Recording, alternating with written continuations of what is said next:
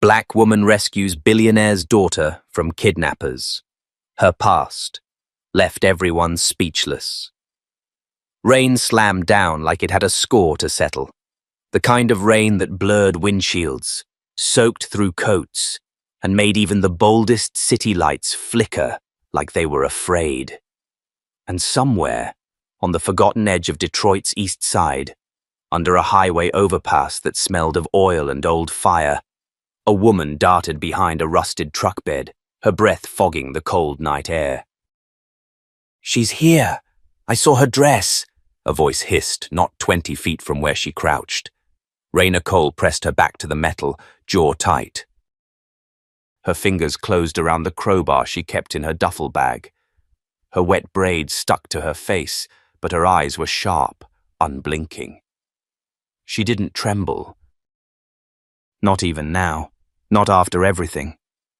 "Don't screw this up again, Drew," said the taller of the two men, pacing just beyond the chain-link fence that separated them from a row of collapsed shipping containers. "She's worth more than your life." Bell made that real clear. Raina's stomach turned. She'd heard enough.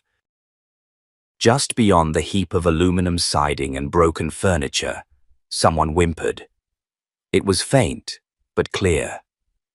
A child's voice. A girl. That sealed it. Raina didn't wait. She slipped around the back of the truck and moved through the wreckage like a shadow. She had grown up in streets like this, hid in places like this. But this time she wasn't the one being hunted. The whimper came again, followed by a soft cough. And then she saw her. A little white girl, maybe 6 or 7, curled beneath a tarp between 2 overturned crates. She was wearing what looked like a designer dress, now soaked and filthy. Her skin was flushed red with fever, blonde curls plastered to her forehead. Raina knelt beside her, crowbar slipping quietly into the back of her jeans. "Hey," she whispered. "You okay?" The girl blinked slowly, eyes glassy with fever. "Are they gone?" "Not yet," Raina murmured. "But they will be." The girl shivered violently. "I need you to trust me, okay?" "Can you move?" "My head hurts," the girl said, barely audible. Raina didn't hesitate. She scooped her up, light as air, and wrapped the girl in her raincoat, shielding her as best she could. Then she bolted. Behind her, the men shouted. One of them spotted her silhouette darting through the maze of twisted steel and scrap. She heard boots slapping wet concrete. She didn't look back. She ran until she reached the edge of the lot, where her battered bike lay hidden beneath a tarp. She shoved the girl gently into the basket she'd once used to haul scrap, tied the coat tighter around her, then mounted the seat and kicked off with every ounce of strength in her legs. The wheels skidded. Her breath came in sharp bursts. The wind clawed at her face, the rain blinding. But she didn't stop, because Raina knew who the girl was. Millie Davenport, the daughter of Brandon Davenport, CEO of Halcyon Technologies. Worth billions. Missing for 2 days. Every local news station was flashing her picture. Blonde hair. Hazel eyes, pink dress, reward set at $2 million. But Raina didn't run for the money. She ran because no one else was going to save this child tonight. And because once, long ago, no one came for her. 2 miles away, under a collapsed billboard that used to advertise cologne, Raina pulled the bike behind a dumpster and carried Millie into the shelter she'd built from scavenged wood and blue tarps. Inside, it was dry, warm from a propane heater she'd salvaged, and surprisingly clean. She laid Millie down on a folded blanket and felt her forehead. Burning. Damn it! She was worse than Raina thought. "Stay with me, kid," Raina said, voice low but urgent. "Don't you go anywhere." She dug into her small stash of supplies. An emergency fever reducer, barely a third left in the bottle. A can of soup, still sealed. She crushed a vitamin tablet between two rocks, mixed it with rainwater, and coaxed the child into drinking it, spoon by spoon. "You're gonna be okay," she whispered, more to herself than to the girl. As the rain eased outside, Raina sat on a crate beside the sleeping child. Her hands trembled for the first time that night. That's when her burner phone buzzed. She hadn't used it in months. One new message. No ID. Just coordinates and 3 words. "We know." "Run!" She froze. Only a handful of people knew her number. Fewer still knew she was alive. And those people, at least the ones who mattered, believed she was dead, disgraced, forgotten. That was the point. Raina Cole had once been one of the brightest agents at the Department of Justice, a prodigy. A threat, until she uncovered the wrong secrets and nearly got herself killed for it. She disappeared after that. Burned every record, changed cities, lived quiet. But now someone was pulling her back into the fire. She turned toward Millie. The girl stirred, mumbling something in her sleep. Raina watched her closely, thinking, this wasn't just a kidnapping, it was something bigger. And if they were sending messages again, it meant they didn't want Millie back. They wanted her dead. To send a message. Raina stood slowly, heart pounding. She had 2 choices. Walk away. Or go all the way in. She looked at the coat still wrapped around Millie's shoulders. The girl's hand clutched the edge like a lifeline. Raina sighed. "Yeah," she muttered to herself. "Thought so." She opened a metal box beneath the crate. Inside were things she hadn't touched in years. A badge, a Glock 26, a USB drive labeled Bell Corp Internal. She stared at them for a long time. Then she took the gun, clipped it to her waistband, and tucked the badge deep into her boot. Her past wasn't gone. It had just been waiting. And this time, it was bringing a child with it. She moved quickly, checking the tarp's seams, securing the door from the inside. She didn't know if they'd come tonight. But they would come. And when they did, they wouldn't find a scared woman hiding in the dark. They'd find Raina Cole. And she'd be ready. The wind outside howled like a warning, rattling the plastic sheeting that made up the walls of Raina's makeshift shelter. Inside, the flickering orange glow of the propane heater danced across the girl's pale, sweat-soaked face. Raina sat beside her, arms crossed, eyes locked on the shadows stretching just beyond the tarp. Millie whimpered in her sleep, twisting under the old army blanket. Raina leaned closer and gently brushed the matted curls from her forehead. The heat radiating off the girl's skin was worse than before. Her fever was climbing. Raina whispered, more to herself than the girl, "You're burning up, baby. We're not going to make it through the night like this." She glanced over at her storage crate. 2 bottles of water, half a can of soup, and no more fever reducer. Her mind kicked into gear, fast and sharp, like it always had under pressure. She needed medicine, real medicine. But leaving Millie here alone, not an option. Her hand hesitated over her duffel, then closed around the pistol inside. She checked the clip, loaded. She never carried it for show, but tonight wasn't about appearance. It was about survival. She zipped up her coat, pulled her hood low, and whispered to the unconscious girl, "I'll be back before the next dream ends. You just hang on." Then she vanished into the night. The streets were slick with rain. Potholes filled like lakes, and streetlights blinked weakly through the fog. Raina kept to the alleys, ducking behind dumpsters and fences, moving like a ghost. She knew this city's underbelly like she knew the lines on her palms. It had raised her, hurt her, made her disappear. 6 blocks down, on the corner of a half-boarded strip mall, a 24-hour drugstore buzzed under a flickering neon sign. Raina scanned the parking lot, then moved across it fast, slipping through the automatic doors.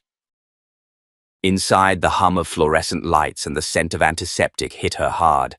She kept her head down, moving through the aisles like she belonged there, like she hadn't just come from a tarp in a junkyard with a gun in her waistband.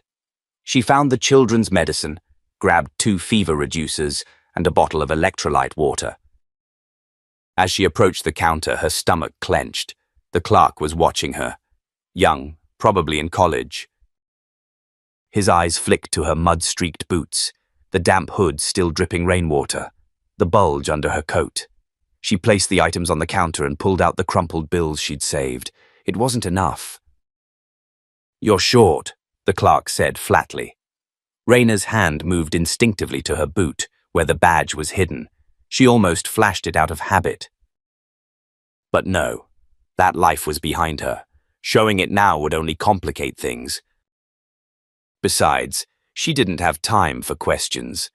She reached into her coat and pulled out a thin silver chain with a small charm on the end. A gift from her mother. The last thing she owned that still smelled like home. Her voice was calm. "Pawn it." "Keep it.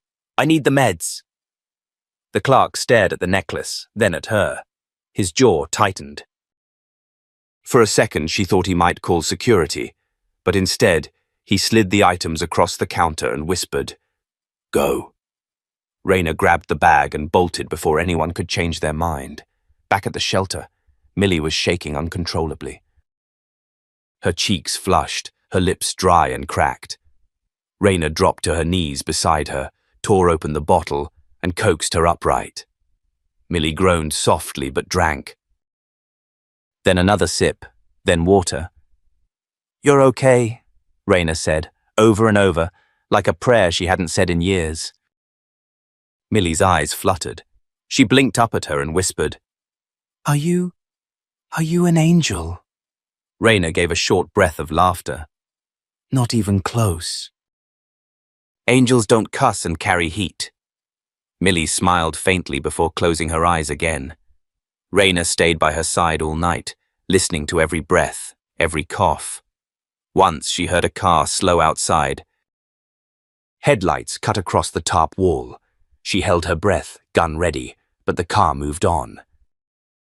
At dawn, light filtered through the seams in the tarp, casting long slashes of grey over the floor. Millie stirred again, this time with more strength. Her fever had dropped. Her lips weren't as pale. She looked around groggily, then locked eyes with Raina. "I dreamed you were flying," Millie said, voice raspy. "But we didn't have wings." Raina leaned back on her heels. "That must have been one hell of a dream." "No," Millie said quietly. "It felt real." They sat in silence for a while. The city outside was starting to come to life. Garbage trucks rumbled, sirens in the distance. A dog barking somewhere under the overpass. Then Millie spoke again. "My name is Millie Davenport." Raina nodded. "I know. I have to go home." Raina's chest tightened. She looked at the girl. Clean lines. Polished speech.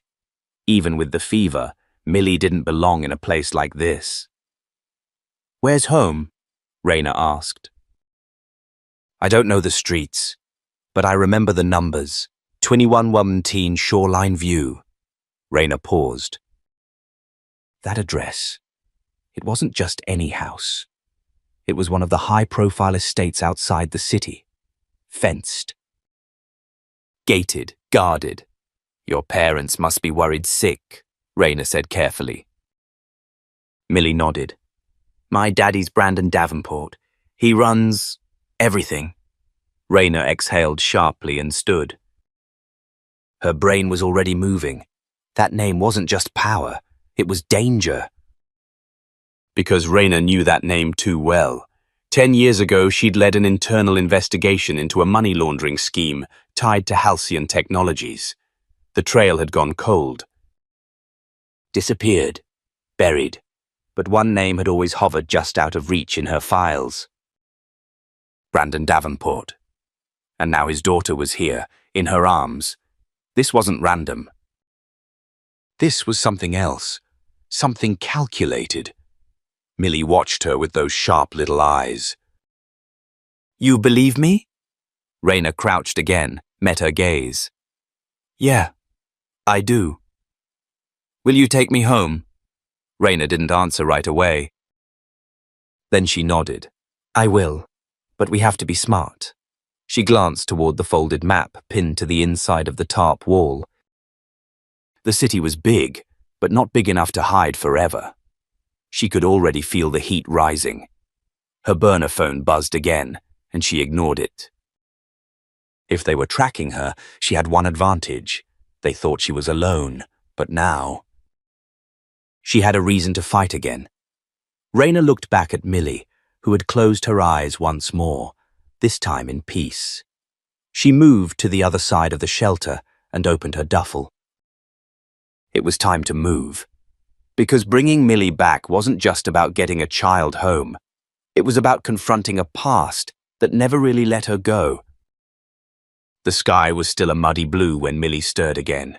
She sat up slower this time, her cheeks less flushed, her breathing more even. Raina handed her a bottle of water and a granola bar and watched the girl devour both like she hadn't eaten in days. "You sure you're okay?" Raina asked, crouched across from her, tying the laces on her worn-out boots. Millie nodded between bites. "Better than yesterday." "Good," Raina said, standing. "Because today we move." Millie blinked. "To where?" "Home. Yours." The girl's eyes lit up, then dimmed just as fast. "But the men. They said if I ran, they'd hurt my daddy." Raina's jaw clenched. She crossed the tarp to double-check the seams, her mind racing. "Then we don't go loud," she said. "We go smart." Millie watched her from under the blanket. "You're like a spy or something." Raina gave a half-smile. "Used to be. Now I'm just a woman with good instincts and a half-broken bike." She opened a storage crate near the back of the shelter and pulled out a small mirror, a knit beanie, and a pair of scissors. Then she motioned for Millie to come closer. "Time for a little makeover." Millie hesitated. "I like my hair." "We're not cutting it, just hiding it." 20 minutes later, Millie wore one of Raina's old hoodies that came down to her knees, with torn jeans cinched at the waist using a bootlace. Her golden curls were tucked beneath a grey knit cap, and her shoes, two mismatched sneakers, made her walk with a bit of a wobble. "You look like a regular kid," Raina said, pulling the mirror around. "No one will look twice." Millie turned side to side. "I look like a boy." Raina smirked. "Even better. Trust me, nobody's looking for a boy." Millie giggled. "You're really good at this." "I had practice," Raina muttered, then changed the subject. "You still remember the address?" 2117 Shoreline View. Big white gate. Stone mailbox. Raina nodded, then pointed to a crumpled city map spread across the crate top. She ran her finger along a jagged red line she'd drawn earlier that morning. "We're here," she said. "It's about 23 blocks west, give or take." Millie tilted her head. "That far?" "Yeah, but we're not taking main roads, too risky." "We stick to alleys, side streets, places no one pays attention to." As Raina folded the map, her burner phone buzzed again. She checked the screen. Another string of anonymous numbers, this time followed by a single word. "Missing." She didn't show it, but her pulse quickened. Someone was closing in. She turned back to Millie. "We ride for a bit, then walk the rest." The old bike creaked as Raina wheeled it out from behind the crates. The frame groaned under her grip, the chain slipping once as she tested the pedals. Millie climbed into the crate mounted to the back, arms wrapped around her knees.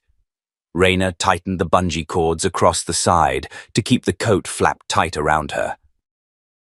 "You good?" she asked. Millie gave a small thumbs up. They set off into the early morning fog, weaving through the industrial backlots, past sleeping factories and cracked sidewalks. By the time they reached Midtown, the sun was fully up and the city was stretching awake. People began to appear, workers with coffees, street sweepers and commuters trying to beat traffic. Raina kept her head down, hoodie up, hands steady. They stopped at an abandoned storefront to rest. Raina handed Millie a bottle of water, then sat on a nearby bench, eyeing the cars that passed. Millie looked up at her. "Why are you helping me?" The question came out of nowhere, soft but piercing. Raina leaned back, exhaling. "Because someone should."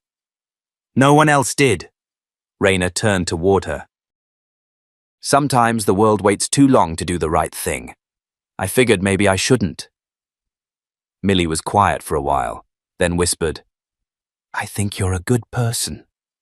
Raina almost laughed, bitter in her throat. "You don't know me. I know what you did for me."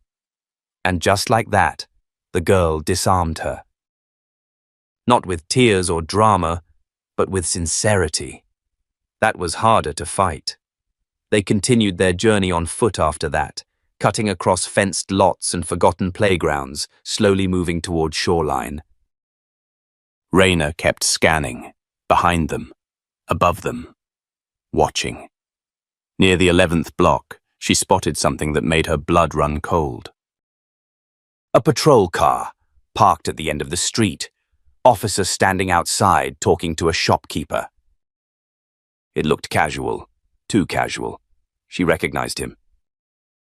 Officer Grant. 10 years ago, he was a rookie cop involved in a corruption scandal Raina herself had uncovered. She testified. He walked free. Now he was standing 20 feet from her. And worse. His eyes flicked in their direction. "Millie?" Raina said under her breath. "Come on, now!" They ducked into the alley, moving faster, but Grant called out behind them. "Hey, you there!" Raina kept walking. "Ma'am?" "Stop right there." She turned slightly, gave him just enough of a look without showing her face fully. "Just heading home," she said evenly. "Early errands." He stepped forward, hand on his belt. "Mind if I ask a few questions? What's in the crate?" Raina's grip tightened. "Laundry." He narrowed his eyes. "You got ID?" "No." "Then I'm gonna need you to stay put." Her heart pounded. For a second she considered pulling her badge, but it would open more problems than it would solve. She took a breath. "Officer, I'm just trying to get my niece home before her mom starts freaking out. She's sick." "I really don't want to make a scene." "Then step out of the alley," Grant said. Raina didn't move, her stance sharpened. Voice low, controlled. "You sure you want to make this your hill to die on?" The way she said it made him pause. That's when Millie coughed, deep and rough. Raina moved to block the sound, but it was too late. Grant frowned. "Wait a second." "That kid." Before he could finish, Raina stepped forward. "You're gonna let me go." He blinked. "Excuse me? You're gonna forget you saw us." "Because you remember me, Grant, and you know what happens when I start digging." His face turned pale. You were dead." Raina leaned closer. "Try again." He stepped back, confused, frightened. Without another word, Raina turned and pushed the bike forward, fast. Behind them, Grant didn't call out again. And as they rounded the next block, Millie whispered, "Who are you?" Raina didn't answer. Not yet. Not until it mattered. The air grew heavier as they crossed into the outer edge of Glen Ridge. It was the kind of neighborhood where the mailboxes had brass nameplates, where the sidewalks were pressure washed, and the trees were trimmed like they were auditioning for a catalogue. Raina felt it immediately. The shift. The way her worn hoodie and scuffed boots didn't belong. The way Millie, even in boyish disguise, stood out less than she did. They kept close to the hedges, moving with purpose but not panic. Too slow, and they looked suspicious. Too fast, and they drew attention. Raina had spent her life walking that tightrope. Millie tugged on the sleeve of her coat. "Are we close?" "3 blocks, Raina said, not breaking stride. "You doing okay?" Millie nodded, then hesitated. "What if they're waiting for us?" "They won't be," Raina said quickly, then added, "But if they are, I'll handle it." She didn't say what she was really thinking. That if this was a setup, it wasn't Millie they were trying to catch. They passed a security camera mounted on a light pole. Raina angled her face away, lowering her cap. A sleek black SUV cruised slowly by, windows tinted. Raina's grip on the bike handles tightened, her body tensing like a wire pulled too tight. She scanned the street again. Too quiet. And then a voice behind her. "Well, I'll be damned." Raina froze. She turned. A woman stood near a parked car, hand on the open door, short curly hair. Navy coat, familiar eyes. Lena Foster. It had been 8 years. Back when Raina was still a name in headlines. Back before the trial. Before the fallout. Before the silence. Lena stepped forward, eyes wide. "Raina?" Millie looked between them, confused. Raina kept her tone neutral. "This isn't a good time." Lena blinked. "They said you were gone." "I was. And now you're here, with a child." Millie shrank back a little. "She's sick," Raina said, "and she needs to get home. I don't have time to—" Lena cut her off. "You know there's a bulletin out, right?" "Silver alert. Kidnapping. The whole city's looking for her." "She wasn't kidnapped," Raina snapped. "She escaped." Lena stared at her, then looked down at Millie. "Is that true?" Millie nodded. "She saved me." Raina stepped in front again. "Lena, I need you to forget you saw us." Lena hesitated. "You're asking me to ignore a missing child case, bypass every law I swore to protect, and trust a woman who vanished off the face of the earth." "Yes." There was a pause, long enough for tension to knot itself into something unbearable. Then Lena stepped back. "Keep going," she said quietly. Raina blinked. "You're not going to stop me?" Lena's eyes softened. "I remember who you were, Raina. And if this girl is with you, then I believe she's safer than anywhere else right now. But if you need help, you call me. Don't disappear again." Raina gave her a look that was almost gratitude. "I won't." They moved fast after that, weaving through the last 2 blocks until the road began to incline. Raina slowed the bike, motioning for Millie to walk beside her. "You sure this is it?" she asked. Millie pointed ahead. "There, that gate, with the yellow ribbon." The estate loomed beyond the trees, a 3-story white brick mansion with tall windows and iron balconies. The front lawn rolled out like a velvet carpet, and at the top of the driveway stood a line of men in suits, speaking into earpieces, scanning the street. Raina stopped. This was it. But something felt wrong. She turned to Millie.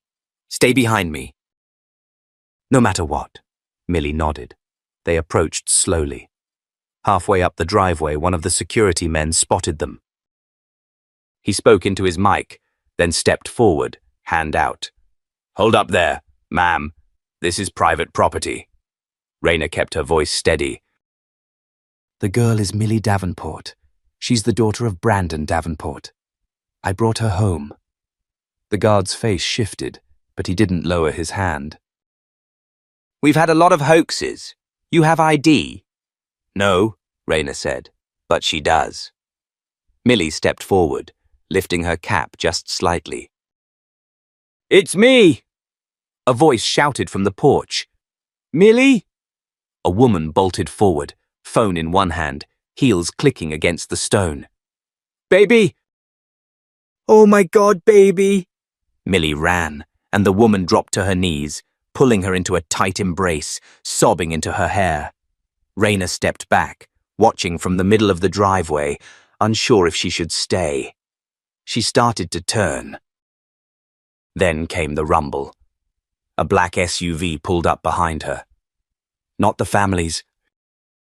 The door opened and a man stepped out. Tall, bald. Too well dressed for security. Rayner's heart dropped. Franklin Bell. She knew the face. Former military contractor turned private CEO. Ties to surveillance firms. Rumored blackmail specialist. And the man who'd had her discredited. He walked up casually, hands in his coat. "Well, looks like the girl found her way home." Rayner didn't move. "You must be the Good Samaritan," Bell added. "Or should I say, Agent Cole?" Rayner kept her eyes locked on him. "What are you doing here?" "I could ask you the same," he said, circling slightly. "See? I had a feeling this was your work." "The trail was too clean, the kid too well hidden. Only someone like you could pull that off." "You had her taken." Bell smiled. "Let's not get lost in the details." One of the guards had stepped between them now, but Bell waved him off.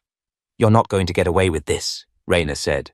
"Oh, but I already have," he said, voice dropping. "Unless you plan to make this messy, which you won't, because you care about that girl. And if you fight me now, I'll make sure she disappears again, forever." Millie's mother, still holding her daughter, looked over and shouted, "Who is that man? What's going on?" Bell smiled wider, raised his hands like he was calming a crowd. Rayner moved fast. One step forward, pulled the badge from her boot. Tossed it across the lawn. It landed near one of the guards, who bent, picked it up, then froze. "Justice Department," he muttered. The second guard heard it, then a third. In seconds, earpieces lit up. Calls were made. Bell's smile faltered.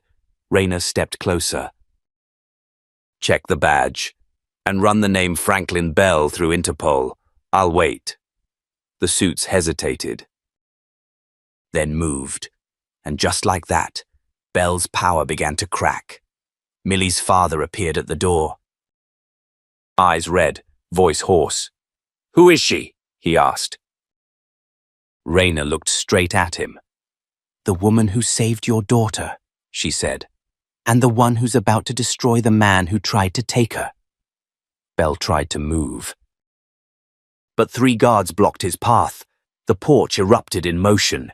Millie looked back, wide-eyed. And Rayner finally let herself breathe. The porch lights snapped on like floodlights, casting a golden hue over the mansion's pristine front yard. For a moment, everything froze. Franklin Bell stood stiff, his eyes narrowing, calculating. Behind him, the guards whispered urgently into their radios. Millie clung to her mother, who kept asking over and over what was happening, her voice cracking with confusion and fear. Brandon Davenport, the father, descended the stone steps slowly, hands trembling at his sides. His presence carried weight. Rayner had studied him before, back when she worked cases that cut too close to powerful names. Now he looked smaller than the legend, human in his helplessness. "You," he said to Rayner, pausing at the base of the steps. "You brought her back?" Rayner nodded. "She ran. I found her." His gaze flicked to Bell, then back to Rayner. "And he?" "He orchestrated the entire thing," Rayner said. "I have recordings, video, audio, even a paper trail. You'll find wire transfers made through shell companies in the Caymans, routed from Bell's firm to two men now sitting in a Detroit holding cell. Bell scoffed behind her. She's bluffing. I never bluff, Rayner said without turning. I investigate. One of the security officers approached Brandon, holding Rayner's badge. Sir, her credentials are real. She's former DOJ, Internal Corruption Unit. Brandon's brow furrowed. Former? She disappeared after a case went sideways, the guard added. But everything checks out. Bell took a step forward. This woman broke into your home. She's a rogue agent, a fugitive. You don't know who she really is. I know enough, Brandon said quietly. She brought my daughter back. Rayner finally turned to face Bell, her voice colder than the wind sweeping through the yard. Let me guess. You wanted leverage. Something to make Davenport fold on the merger. You thought a kidnapping would shake him. But when she got away, you panicked. Bell sneered. You think I'd risk everything on a child? You already did, Rayner replied. And now you're losing. The front door opened again, and more agents poured out. Not security, but federal marshals in plain clothes. One of them, a black woman in a grey suit, approached Rayner directly. Agent Cole, glad you decided to check in. Rayner raised an eyebrow. You were tracking my burner. The woman smirked. Took us long enough. Bell's face fell as two marshals flanked him. You have no proof, he barked. You're just taking her word? We have more than her word, the agent said. We have the girl, we have surveillance, and we have a warrant to search your offices. You don't know who you're messing with, Bell snapped. Rayner stepped in close, her voice a low surgical cut. No, you didn't know who you were messing with. I stopped playing by your rules a long time ago. Bell lunged, just enough to try intimidation, but a marshal grabbed him by the arm, yanking him back and locking cuffs around his wrists. His voice cracked now, no longer in control. This isn't over. For you it is, Rayner muttered. As they hauled him toward the SUV, Millie broke away from her mother and ran to Rayner, wrapping her arms around her waist. Rayner hesitated, then crouched and held her tight. You're safe now, little one, she said softly. Millie whispered. Are you leaving? I don't know, Rayner replied honestly. I wasn't supposed to stay this long. Brandon approached, kneeling beside them. His voice was quieter now, stripped of his usual polish. I remember you, he said to Rayner. You were the one digging around 10 years ago. You tried to bring Halcyon to court. You buried it, she said flatly. I was wrong to do that. Too late for sorry, she said. He nodded slowly. Then let me try something better. He stood and looked at his wife. She nodded, eyes filled with tears. We want you to stay, Brandon said. Not as an agent. Not even as a savior. Just as family. Rayner's breath caught. That's not who I am. You're whoever you choose to be, he said. You saved our daughter. You risked your life. You don't owe us anything, but if you ever want something more than running and hiding, we'll be here. It was the kind of offer she'd never been given. Not after the trial, not after the press, not after the system turned its back. She looked at Millie, who hadn't let go of her hand. Then she looked at the house, warm lights glowing behind glass windows, laughter starting to bubble inside. She looked back at the street, grey, cold, familiar. I need time, she said. Brandon nodded. Time's something we have. As she turned to leave, Lena appeared at the edge of the lawn, her coat pulled tight. She gave Rayner a slow nod of respect. Rayner paused. She still had things to face, truths to uncover, people who owed answers. But for tonight, She had done something right, something undeniable. She had taken a child out of hell and brought her back home. And maybe, just maybe, she was finding her way too.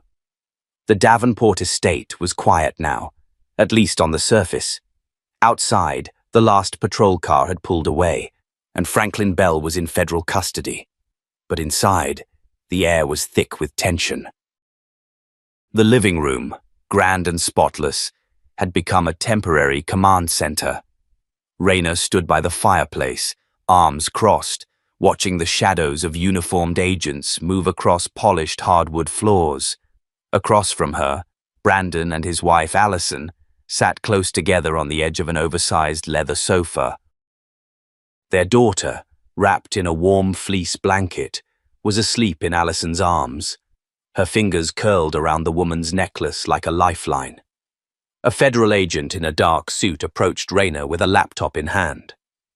"You were right," he said quietly. "The file on this drive, Bell kept everything. Transaction records, communications with the kidnappers, even a partial confession audio. Looks like he was planning to leak scandalous data on Davenport's company, make it look like internal corruption." The girl was just a pressure point.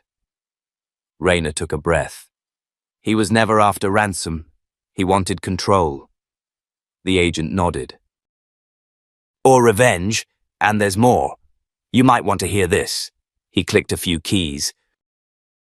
The room fell into silence as the audio played. A voice, calm, clipped, familiar. "Once the girl's out of the way, we move on phase 2. The merger falls apart. Stocks drop. I'll acquire the tech rights at 1/10 of the value. Davenport will never know what hit him." Then the voice of one of the kidnappers, unsure. "And the woman? The one who found her?" A beat of silence. "She won't live long enough to matter." Raina felt the shift in the room. Brandon rose from the couch, fists clenched. They wanted to kill her. "My daughter. For what? Money?" "No," Raina said. "For power." His face twisted with something more than anger. Shame.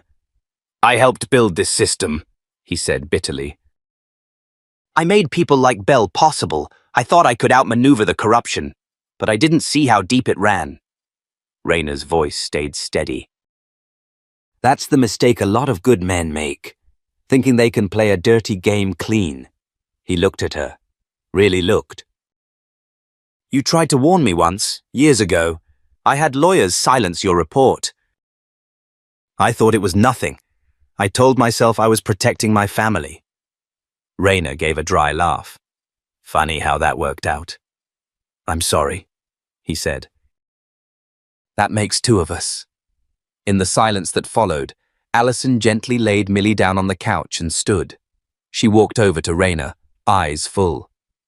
"You didn't have to do any of this," she said. "You could have walked away. Most people would have." "I almost did," Raina admitted. "But then I looked at her, and I saw someone who deserved more than a world that lets people like Bell win." "You're not just a survivor," Allison said. "You're a fighter." "Maybe," Raina said, "but fighting wears on you, and I'm tired." At that moment, a soft voice interrupted them. "Don't be tired." Millie had woken. Her small voice filled the room, delicate but unwavering. She sat up, blinking through sleep. "You saved me," she said. "That means you have to stay." Raina walked over and knelt beside her. "I saved you because you were worth saving." "But I can't stay forever," Millie frowned. "Why not?" Raina brushed a hand over the girl's curls. "Because there's still a lot out there that needs fixing. And I can't do that from a mansion." "But you don't have to do it alone," Millie said. It landed heavier than expected. Raina stood slowly. Brandon cleared his throat. "Look, I don't know what your plans were after this, but you said something earlier about systems that protect power and punish the wrong people. Raina nodded. Well, help me change that, he said, from the inside. You think I trust the inside? She asked. No, I don't, he admitted. But I think people will listen to you in ways they'll never listen to me. She tilted her head. You want me to clean up your mess? No, he said. I want to hand you the mop. That actually made her laugh. The first real one in a while. I'll think about it. The conversation was interrupted by a new voice from the entryway. Raina Cole? They all turned. A woman in her 50s stepped into the room, shoulder-length grey-streaked hair, steel in her eyes. Lena. She stepped forward holding a folder. I didn't come empty-handed, she said. Raina arched a brow. I figured you'd show up eventually. Lena handed over the folder. Everything Bell tried to bury about you. The falsified reports, the internal blacklists, the DOJ had its hands in it too. You were silenced, strategically. Raina flipped through the pages. There it was. Names, dates, signatures. Receipts.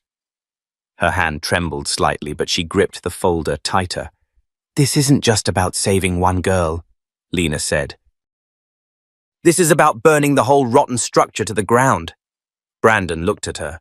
We'll back whatever you decide to do. Publicly. Financially. Legally.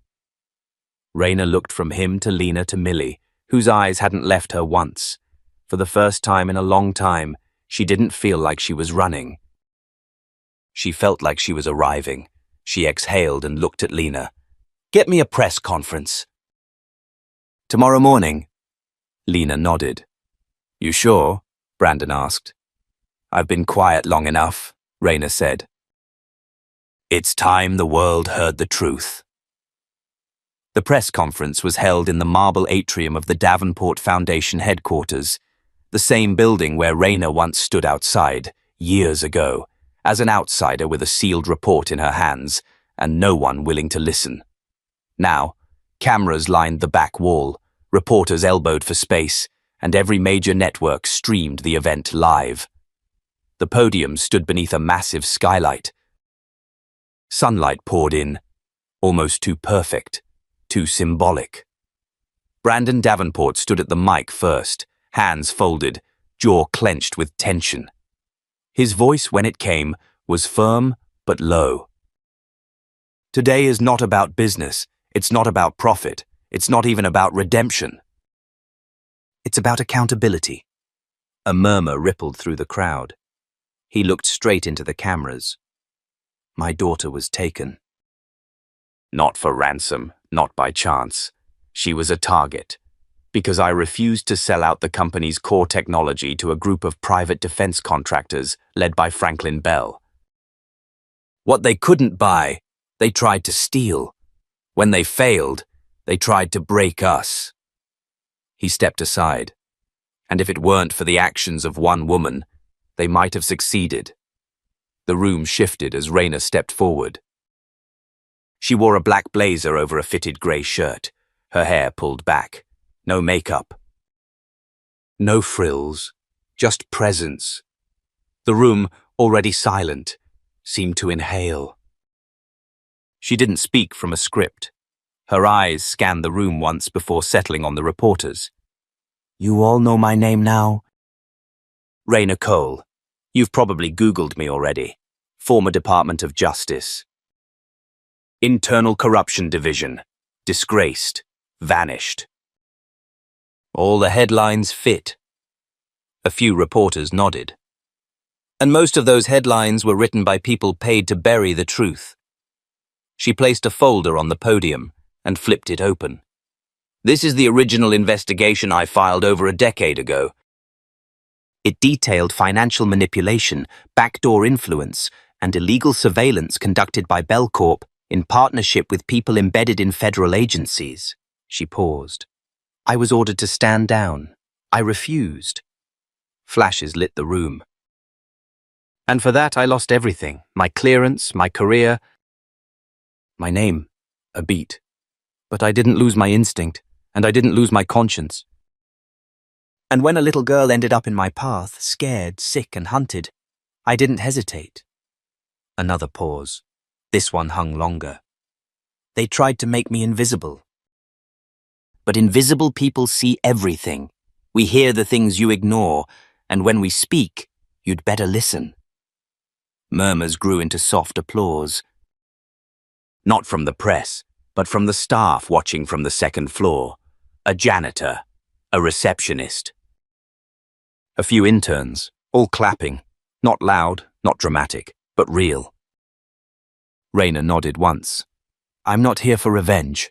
I'm here for reform.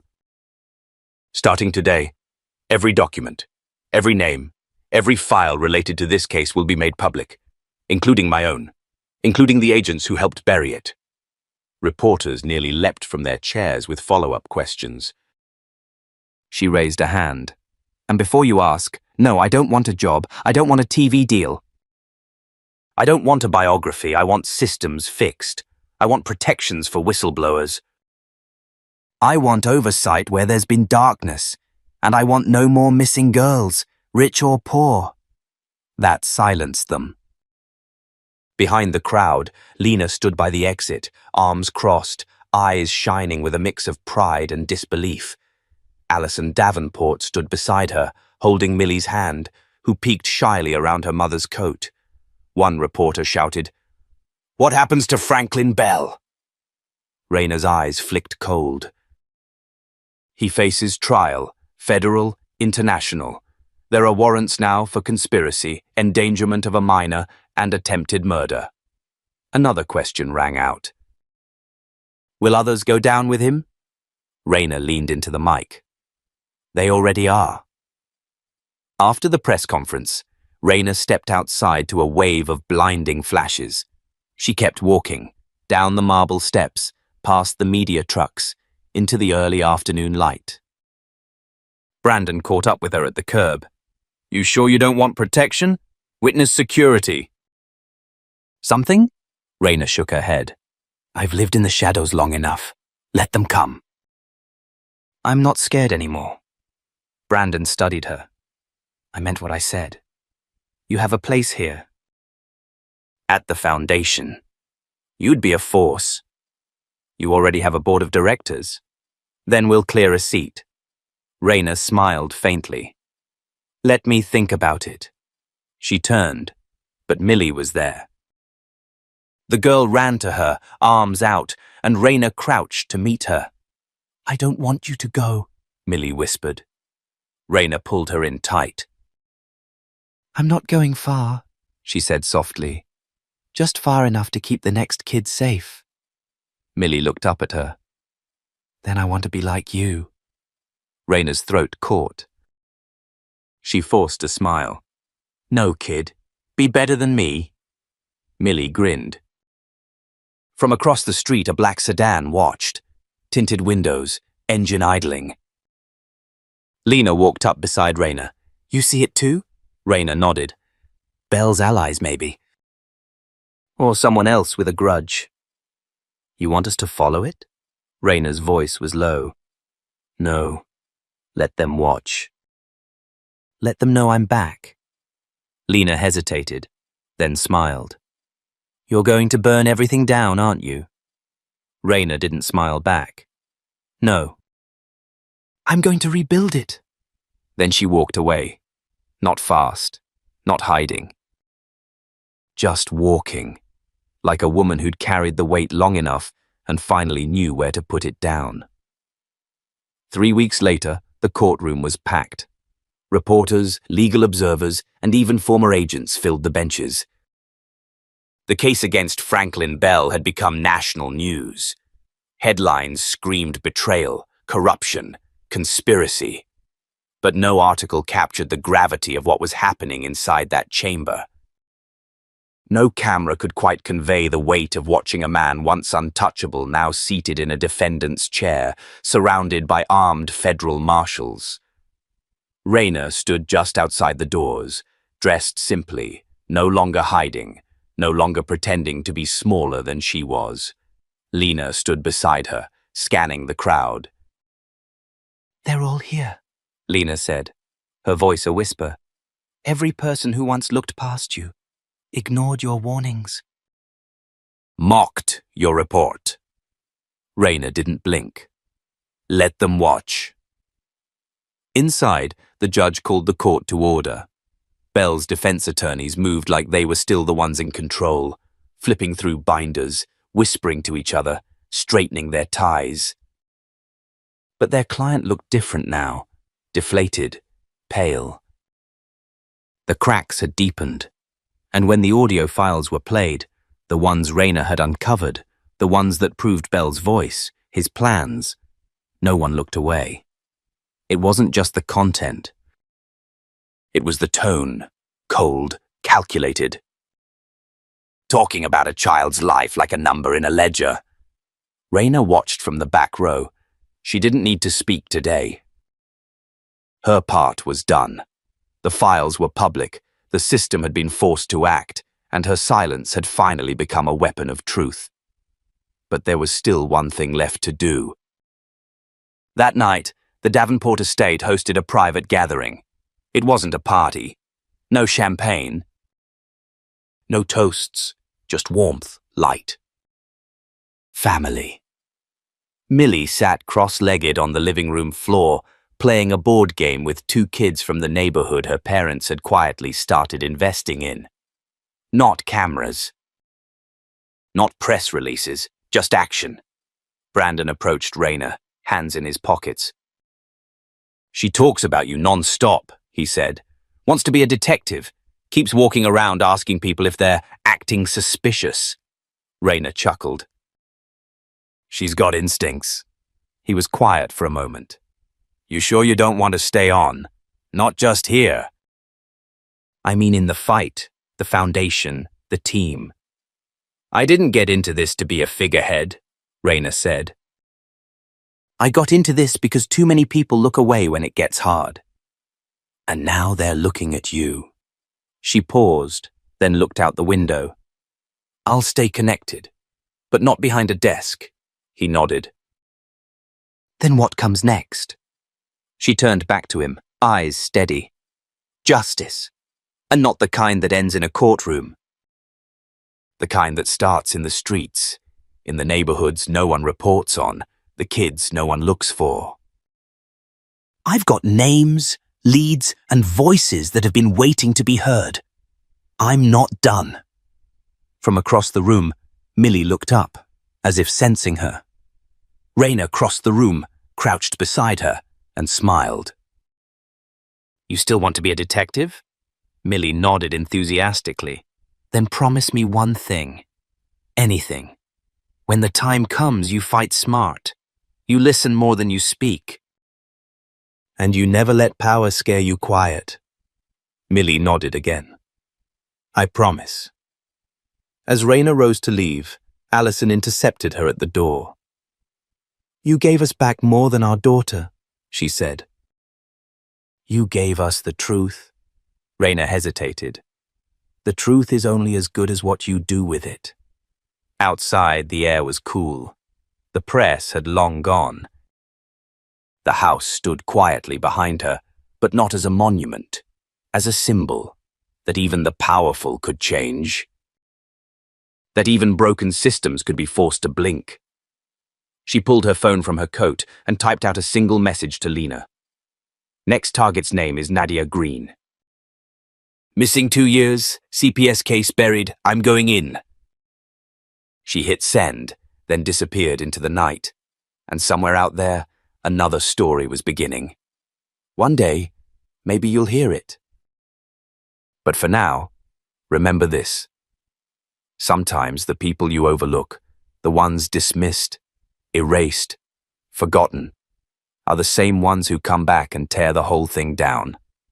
Sometimes justice doesn't wear a robe.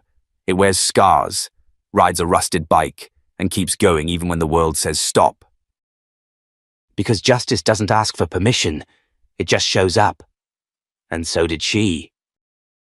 If this story moved you, if it made you feel something, anger, hope, strength, then share it.